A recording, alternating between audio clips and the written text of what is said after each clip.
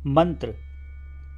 मंत्र शब्द सुनने में जितना छोटा है, इसका असर उतना ही प्रभावशाली। सनातन धर्म में अगर कुछ सबसे ज़्यादा महत्वपूर्ण है तो वो है मंत्र। छोटा हो या बड़ा, इसका प्रभाव होता ज़रूर है। सनातन धर्म में हर जगह मंत्रों का ही जिक्र किया गया है। आइए जानते हैं इन मंत्रों का क्या है रहस्य। जैसा आदिनामा के पहले भागों में भी बताया गया है कि हमारे पूर्वजों और ऋषि मुनियों ने जो भी रचा वो सब कुछ वैज्ञानिक आधार पर था। जहां आज विज्ञान को कोई भी जानकारी लेने के लिए बड़े बड़े और महंगे उपकरण की सहायता लेनी पड़ती है, वहीं हमारे ऋषि मुनियों ने ये जानकारी बिना एक पैसे खर्च किए और बिना कहीं गए केवल एक स्थान पर बैठकर अपने तप से ही अर्जित की और उसको वेदों, पुराणों और शास्त्रों में रच दिया। इस जानकारी में सबसे ज़्यादा प्रभावशाली जिसको बताया गया है वो हैं मंत्र। मंत्रों की रचना बहुत ही वैज्ञानिक तरीके से की गई है। उदाहरण के तौर पर ज्योतिष में हजारों साल पहले ही ग्रहों में गुरु यानी बृहस्पति को सबसे प्रभावशाली ग्रह माना गया, जो बाद में विज्ञान ने भी साबित किया कि जुपिटर प्लैनेट सभी ग्रहों में सबसे बड़ा ग्रह होता है। ठीक इसी तरह ज्योतिष में ये बताया गया है कि किसी भी इंसान के सुख वैभव के लिए उसका शुक्र ग्रह कारक होता है। और अगर देखा जाए तो विज्ञान भी वीनस प्लैनेट को ग्रहों में सबसे ज़्यादा चमकने वाला बोलता है। मंगल ग्रह को आज से हजारों साल पहले भूमि सुत यानी कि पृथ्वी का ही भाग कहा गया। आज विज्ञान भी ये मान रहा है कि आज से कई लाखों साल पहले मंगल पृथ्वी से ही अलग होकर ब्रह्मांड में घूम रहा है। ठीक उसी तरह मंत्रों का भी वैज्ञानिक आधार होता है। हमारे ऋषि मुनि ये जानते थे कि हम जब भी कोई अक्षर या शब्द बोलते हैं तो उसकी अपनी एक फ्रीक्वेंसी और वेवलेंथ यानी आवृत्ति और तरंग दैर्घ्य होती है। बस इसी सिद्धांत पर मंत्रों की रचना हुई। ब्रह्मांड में घूम रहे सभी पार्टिकल्स या ग्रह इन आवृत्तियों से प्रभावित होते हैं या फिर उनका प्रभाव हमारे ऊपर पड़ता है।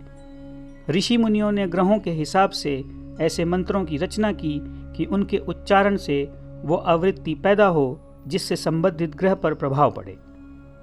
ओम सबसे छोटा मंत्र होता है, लेकिन इसकी आवृत्ति सबसे ज़्यादा प्रभावशाली मानी जाती है।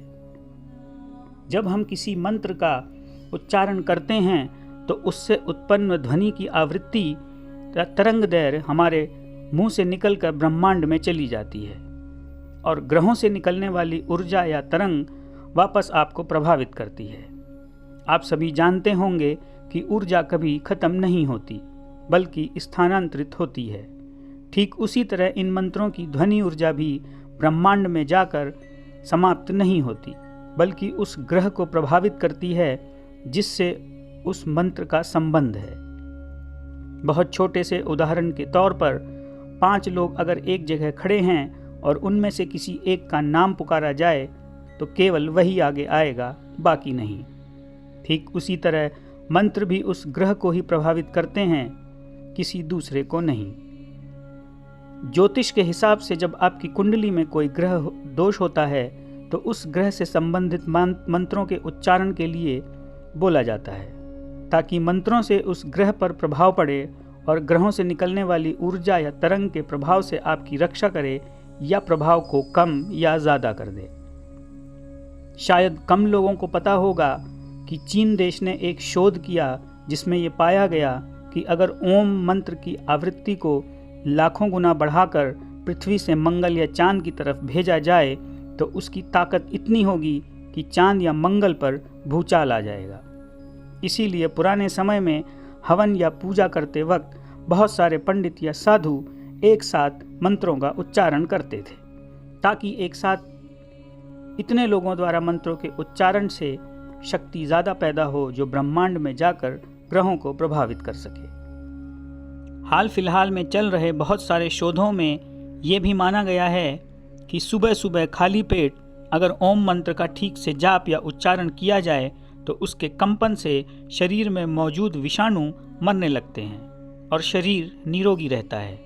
यहाँ तक कि विज्ञान ओम मंत्र के उच्चारण से कैंसर जैसी असाध्य रोगों को ठीक करने के लिए शोध कर रहा है, क्योंकि ओम मंत्र की आवृत्ति से जो कंपन पैदा होता है वह शरीर के लिए अच्छा और विषाणुओं के लिए जानलेवा बताया गया है।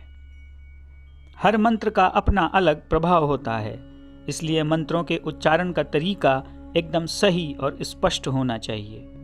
अगर स्पष्ट और सही मंत्रों के उच्चारण को किया जाए तो मनुष्य रोगों के साथ साथ कई चीज़ों पर नियंत्रण पा सकता है। जय श्री राम।